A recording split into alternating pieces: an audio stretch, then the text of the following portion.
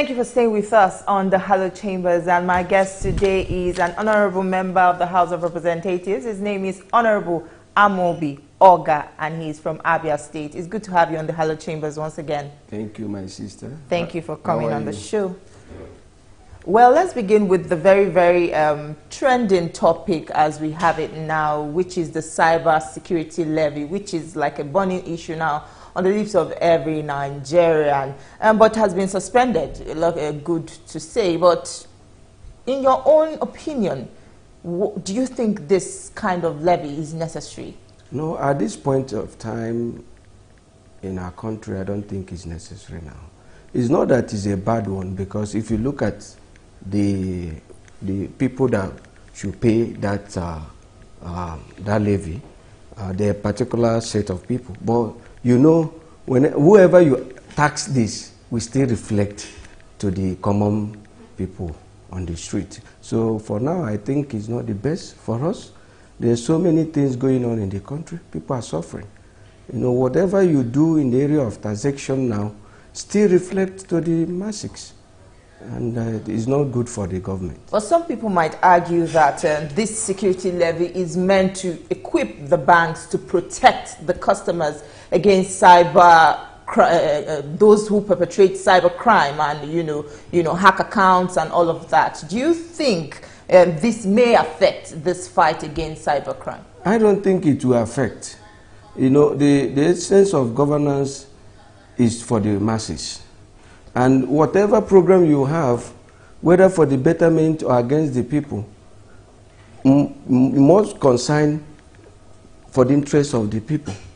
And now, what people need is not issue of levy and levy and levy.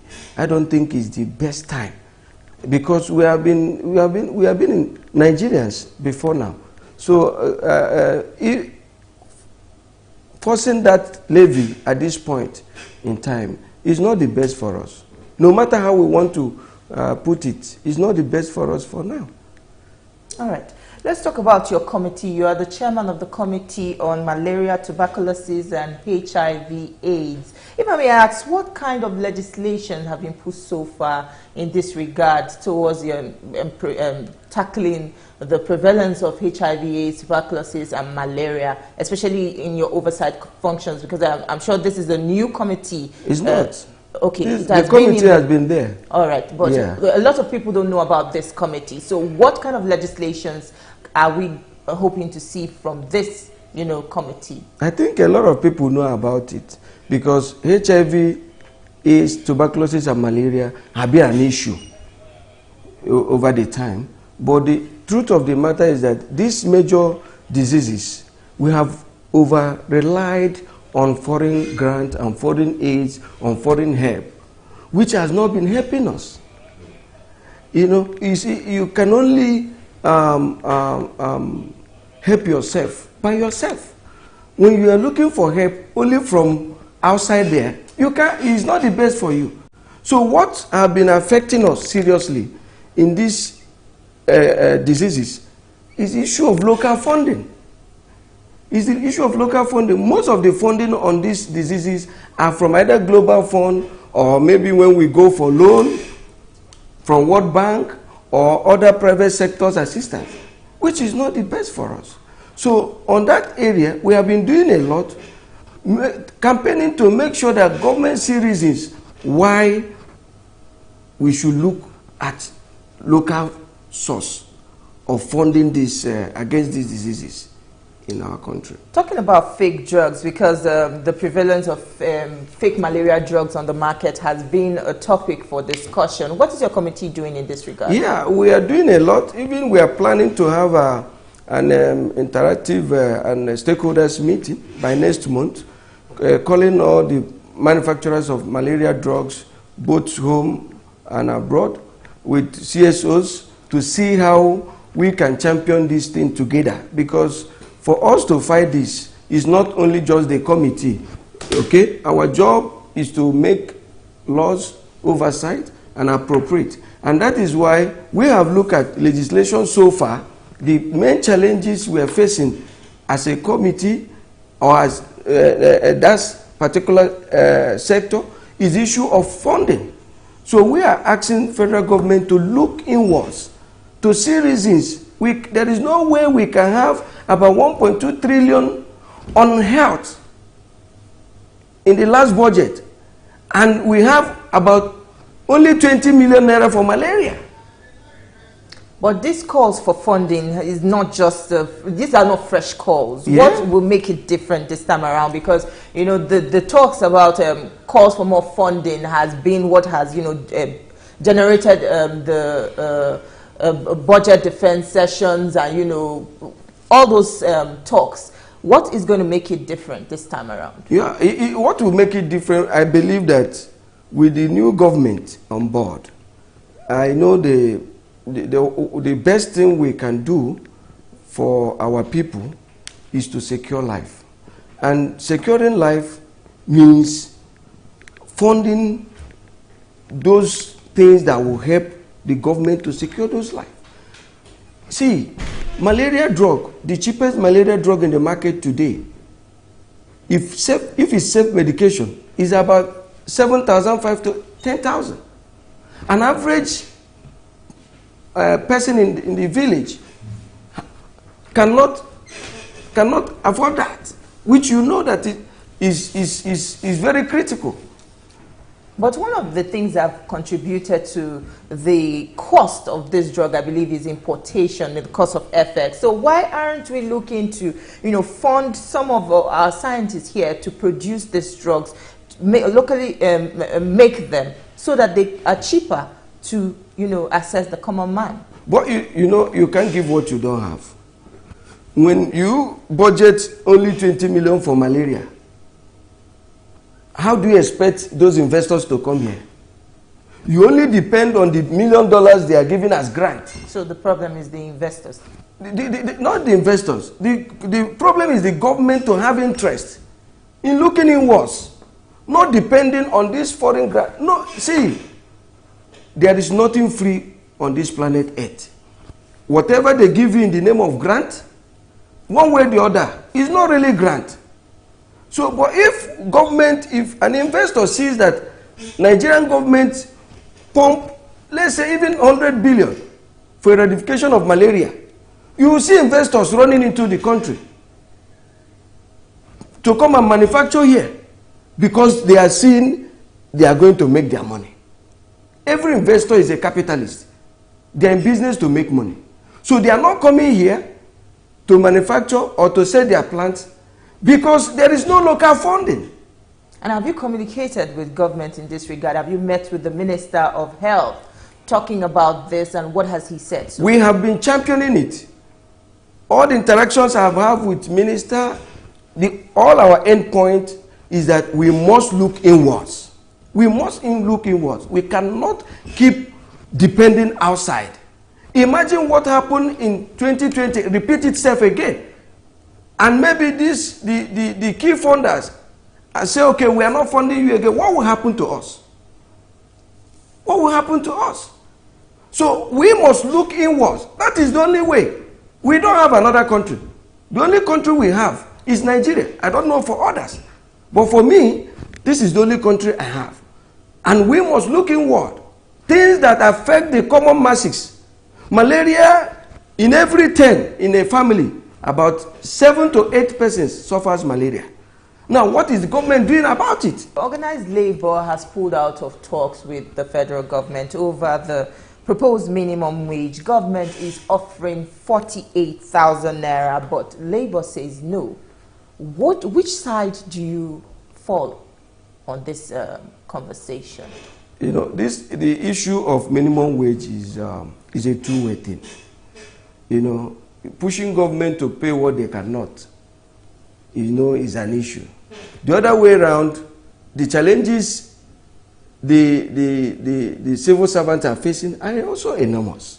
So my own take is that no matter how we look at it, they must come to consensus and look at the interests of the two sides. But what's the best way at arriving at a consensus? Because, you know, the organized labor is saying it's not realistic. In fact, you're taking us for a joke. That's what they're telling the federal government. And the government is saying they are doing all in their power. So who should, you know, come down for who? See, my sister, if we don't allow or make our manufacturing sector work well, we will have challenges in this issue of labor and civil and federal government. It's not the job of federal government just to keep employing. Create enabling environment for factories, for manufacturers to exist. Companies are leaving. The only job that is meant for Nigerians today, 80% is government job. Even they are employing even when they don't need it. So, and that is our challenge. Must government continue to keep employing? Go and look at some of the agencies of government that are even supposed to be generating revenue. You will see that what they generate, they can't even pay 10% of their staffs. Government, at the end of the day, still pay those people. So that is to tell you that the only way is production. The only way is for government to create an enabling environment for investors to come in. And it's only when investors come in that some of this heat federal government is taking now, those manufacturers, investors will absorb them. And that is the only way we can go. Because if not, by next 6 months, we will still talk about labor and federal government. Next year, we have been talking about it. It didn't start today. So it's the issue that all of us must tell ourselves the truth. We know the problem. The question is that, are we ready to solve the problem? All right, we'll discuss more on some other topics, but we'll take a quick break now. Don't go anywhere. We still have more for you on the program. Stay with us. We'll be right back. The National Assembly is a busy place. As the bastion of democracy, it is a place where bills are presented, motions debated, laws made, and the yearnings of the people are laid bare. Come with us as we take you through the workings of the National Assembly. We take you through plenary, committee meetings, and probes, all to ensure smooth working of the democratic process.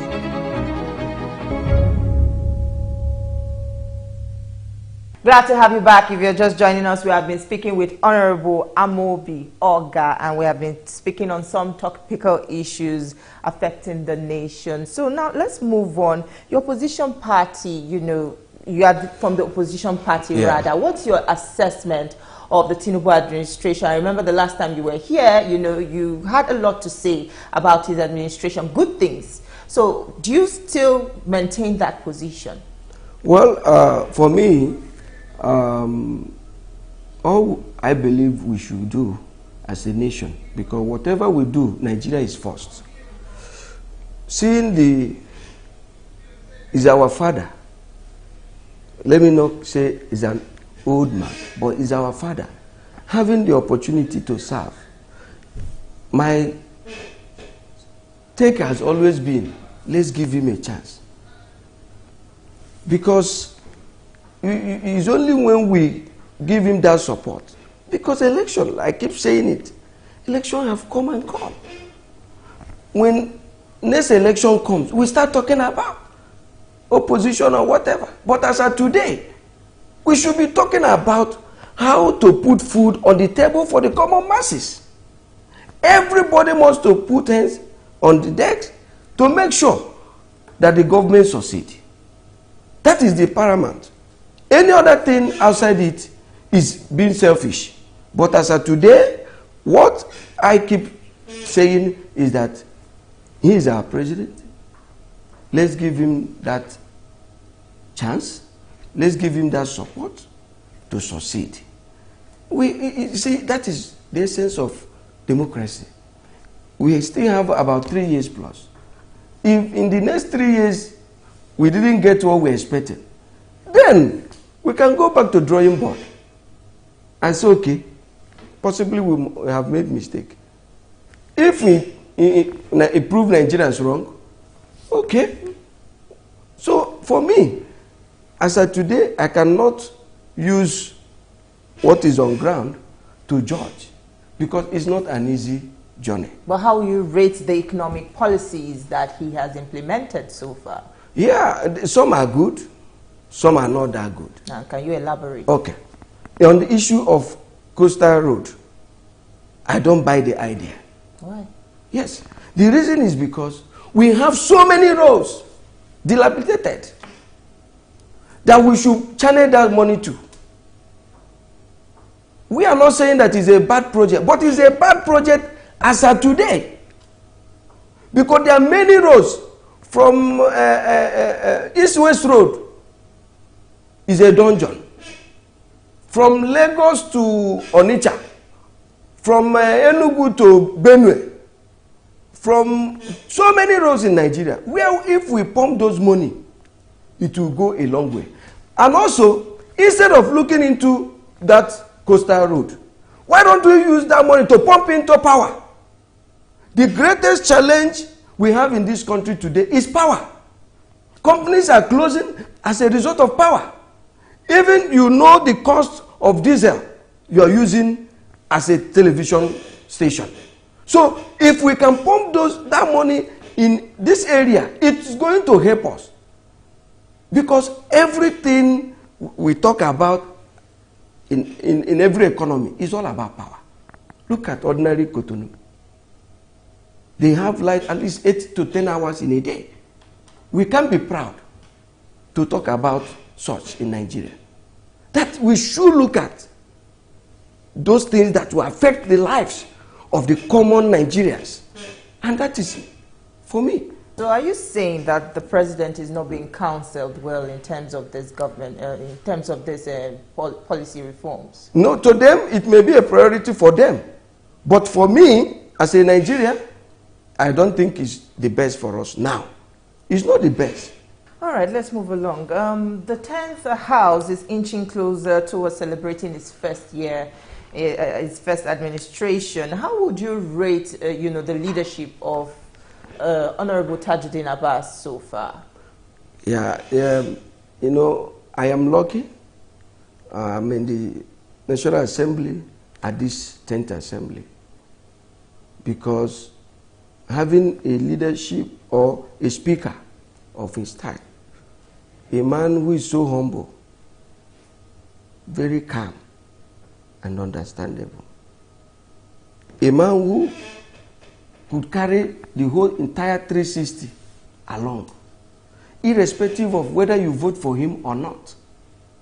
He believes that we all are equal. And that is why you can see there is more peace in the House of Rep. We are working together. And you can see we are still the only hope of Nigerians. Look at some of the issues we are facing as a country. House of Rep always stand to say no. Does not mean they are against the government. Why they do so is because they want the government to succeed. So I give it to His Excellency, Right Honourable Tajuddin Abbas. He's leading us well, and we're proud of him.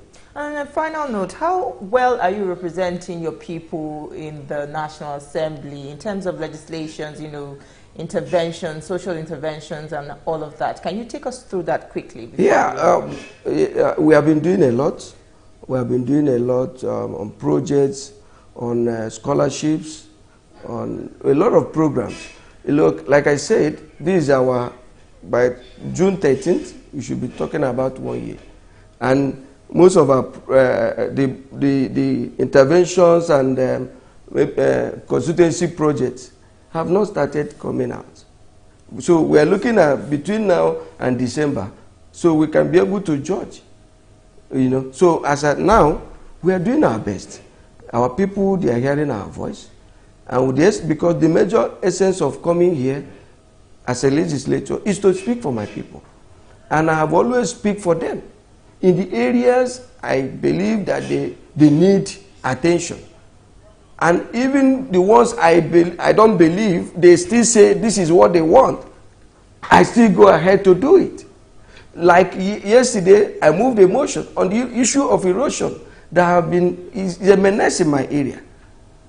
So, which was adopted, and so many other things. The issue of insecurity when I came, in my own constituency, you don't go that area. But this house deemed it fit and set ad hoc committee. We went there in collaboration with the state government. Today, my constituency is one of the most safest places. So we are working. Because I'm determined to work for my people. That is our program for the week. You can follow TVC News on all social media platforms to get the latest news and information. Also, you can watch a repeat broadcast at 7 a.m. on TVC News. Thank you for watching. I am Tijesu Adeoye. See you next time.